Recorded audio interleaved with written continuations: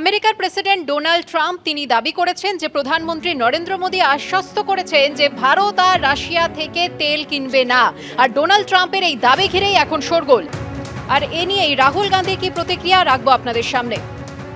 প্রধানমন্ত্রী মোদী ট্রাম্পকে ভয় পান, তাই তো তিনি রাশিয়া থেকে ভারতের তেল না কেনার সিদ্ধান্ত ওকে নিতে দেন। ট্রাম্প উপেক্ষা করলেও প্রধানমন্ত্রী ওকে অভিনন্দন জানিয়ে যান। অপারেশন সিঁদুর নিয়ে ট্রাম্পের দাবির উনি বিরোধিতা করেননি। সোশ্যাল মিডিয়ায় পোস্ট রাহুল গান্ধী। রাশিয়ার উপর চাপ তৈরি করতে এটা বড় পদক্ষেপ দাবি আমেরিকার প্রেসিডেন্টের। যদিও ভারতের পক্ষ থেকে আনুষ্ঠানিকভাবে এর কোনো প্রতিক্রিয়া দেওয়া হয়নি। ভবিষ্যতে চীনকেও রাশিয়া থেকে তেল কেনা বন্ধ করতে বাধ্য করা হবে, প্রতিক্রিয়া ডোনাল্ড ট্রাম্পের।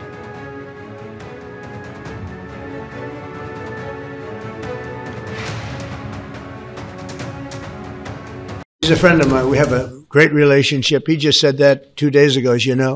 We have a great relationship. No, we were not happy with him buying oil from Russia. And he's assured me there will be no oil purchased from Russia. There will be no oil. He's not buying his oil from Russia. It started.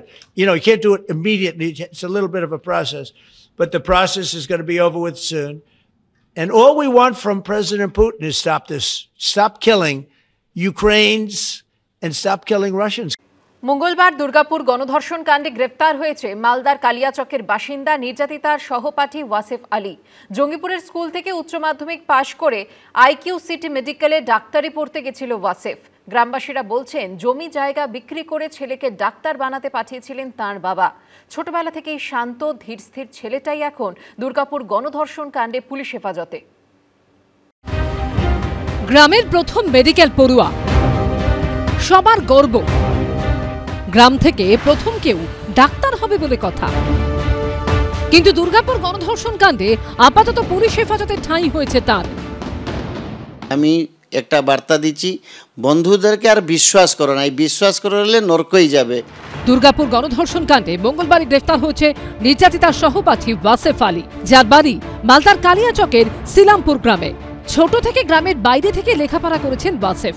মাধ্যমিক ও উচ্চ মাধ্যমিক পাশ করেন জঙ্গিপুরের একটি আবাসিক school থেকে। এরপর ডাক্তারি পড়ার জন্য সর্বভারতীয় প্রবেশিকা নিট পাশ করে দুর্গাপুরের আইকিউ সিটি মেডিকেল কলেজে ভর্তি হন ওয়াসেফ। একেবারে ছাপোষা পরিবারের ছেলে। বাবা আনিসুর রহমান ইমারতি দ্রব্যের ব্যবসা করেন। তিনি সিলামপুর 1 নম্বর গ্রাম পঞ্চায়েতে দুবারের কংগ্রেস সদস্য। ওয়াসেফের 2 বোনও গ্রামের বাইরে স্কুলে পড়াশোনা করে। প্রতিবেশীদের বক্তব্য, জমি বিক্রি করে ছেলেকে ডাক্তারি পড়াচ্ছিলেন বাবা। ওয়াসেফ গ্রেফতার হওয়ার পর থেকে পরিবারের সদস্যদের কারো খোঁজ নেই। কালিয়াচকের এখানে এই বাড়িতেই ওয়াসেফ এবং তার পরিবারের লোকজন থাকতেন। ওয়াসেফ ছোট থেকেই বিভিন্ন মিশনে পড়াশুনো করে এবং তারপরে সে দুর্গাপুরে পড়তে যায় এবং এই বাড়িতে নিচের তলায় তার বাবার ইমারতির ব্যবসা ছিল এবং সেই পারিবারিক ব্যবসা আজ কার্যত বন্ধ হয়ে রয়েছে। গোটা বাড়ি তালাবন্ধ অবস্থায়। এদিকে তো আমাদের এখানে রিপোর্টটা ভালোই আছে ছেলেটার, বাইরে কি করছে কে বলতে পারবে। সেটা পড়াশোনার জন্য ওর বাবা পাঠিয়েছে, তারপরে কি ঘটনা হলো সে তো আমরা জানি না। ভদ্র ছেলে, কথা কম বলে, কিন্তু যোগ্যতা ছেলে, লেখাপড়ার দিক দিয়ে ভালো, ফ্যামিলিটাও খুব ভালো। ওয়াসেফের পরিবার এখন কোথায় প্রতিবেশীরা তা জানেন না। দোকানদারি দেখে তো বুঝতেই পারছেন কিরকম অবস্থা, কিরকম বাড়িঘর। ব্যাপার হচ্ছে হয়তো বাপের জমি জায়গা বিক্রি করে ছেলেটাকে মানুষ করার জন্য, ডাক্তারি লাইন পড়াবার জন্য, একটা তৈরি করার জন্য ছেলেটাকে মানুষ করছে। সামনে ছিল উজ্জ্বল ভবিষ্যৎ, কিন্তু সেই ছেলের বিরুদ্ধেই এখন ভয়ঙ্কর অভিযোগ।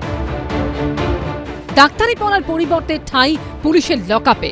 রাজীব চৌধুরী রিপোর্ট, এবিপি আনন্দ। দুর্গাপুরের ডাক্তারি পড়ুয়াকে গণধর্ষণ কাণ্ডে গ্রেফতার করা হয়েছে নির্যাতিতারই সহপাঠীকে। বুধবার এই প্রসঙ্গে নির্যাতিতার বাবা বলেন, আমি তো প্রথম থেকে বলেছি, সব সময় বলেছি ওই ছেলেটা ক্রাইম করেছে। কেন তার এই সন্দেহ, তারও ব্যাখ্যা দিয়েছেন নির্যাতিতার বাবা। তিনি প্রশ্ন তুলছেন, মেয়ের ওপর যখন অ্যাটাক হলো তখনই কেন সহপাঠী দৌড়ে এসে সবাইকে বললেন না? নিদেন পক্ষে ফোন করেও কেন বললেন না? আমি তো প্রথম থেকে বলেছি, সব সময় বলেছি ওই ছেলেটা ক্রাইম করেছে। দুর্গাপুরের ডাক্তারি পড়ুয়াকে গণধর্ষণের অভিযোগে 4 দিন পর নির্যাতিতার সহপাঠী MBBS এর 2য় বর্ষের ছাত্র ওয়াসেফ আলীকে গ্রেফতার করেছে পুলিশ। মঙ্গলবারে নির্যাতিতার গোপন জবানবন্দি রেকর্ড করা হয়। পুলিশ সূত্রে খবর, সেই জবানবন্দির উপর ভিত্তি করেই তার সহপাঠীকে গ্রেফতার করা হয়েছে। ধৃতের বক্তব্যে বেশ কিছু অসঙ্গতি ধরা পড়েছে, বেশ কিছু তথ্য প্রমাণও পেয়েছে পুলিশ। গোটা ঘটনায় সহপাঠীর ভূমিকা নিয়ে প্রথম থেকেই সরব ছিলেন নির্যাতিতার বাবা। সূত্রের খবর, অভিযোগপত্রে নির্যাতিতার বাবা দাবি করেছিলেন ওয়াসেফ আলী তার মেয়েকে ভুল বুঝিয়ে ফাঁকা জায়গায় নিয়ে গেছিলেন। তারপর তারা জানতে পারেন ওয়াসেফ আলী ও তার বন্ধুরা মেয়েকে গণধর্ষণ করেছেন। ওই ছেলের দায়িত্ব ছিল, ঠিক আছে আমার মেয়ে ওদের সঙ্গে গেছে, ঠিক আছে সেখানে আমার মেয়েকে অ্যাটাক হলো, তুই তো সঙ্গে সঙ্গে আসে বলতে পারতি, সিকিউরিটি গার্ড ছিল, মোবাইল ছিল, তাহলে কিছু অসুবিধা হতো নি। তো এসব তো কাজ তো ওই ছেলের ভূমিকা তো সম্পূর্ণ আছে। নির্যাতিতার বাবার দাবি পরিকল্পনা মাফিক সব করা হয়েছে। সেই সহপাঠীর সম্পূর্ণ পরিকল্পনাই আছে, প্রি প্ল্যান হয়েছিল, নাহলে এটা হবে কি করে বলুন।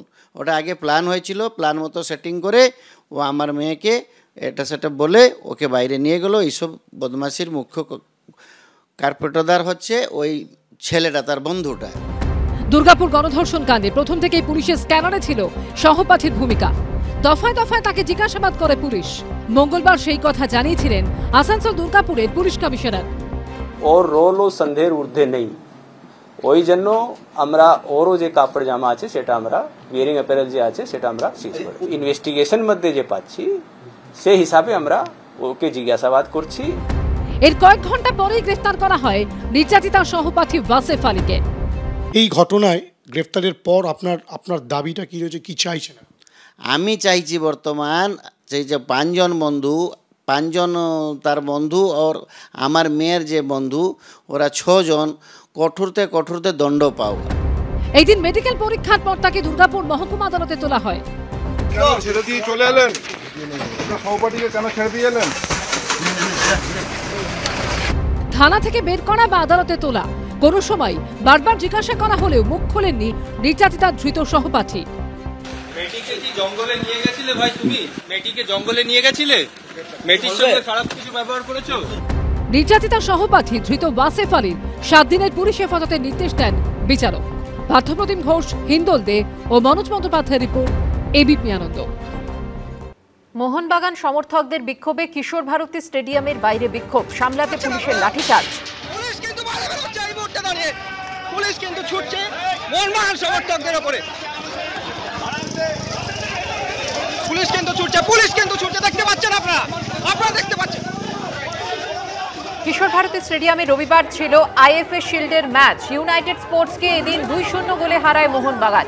কিন্তু কেন ইরানে ACL 2 টুর্নামেন্টে টিম পাঠানো হয়নি? প্রশ্ন তুলে ম্যাচের পরই সমর্থকদের বিক্ষোভ। লাঠিচার্জে কয়েকজন সমর্থক আহত হওয়ার অভিযোগ। কলকাতায় ফিরে ফ্যান্স ক্লাবের সদস্যদের সঙ্গে আলোচনা করব, আশ্বাস মোহনবাগানের সভাপতি দেবাশিস দত্ত।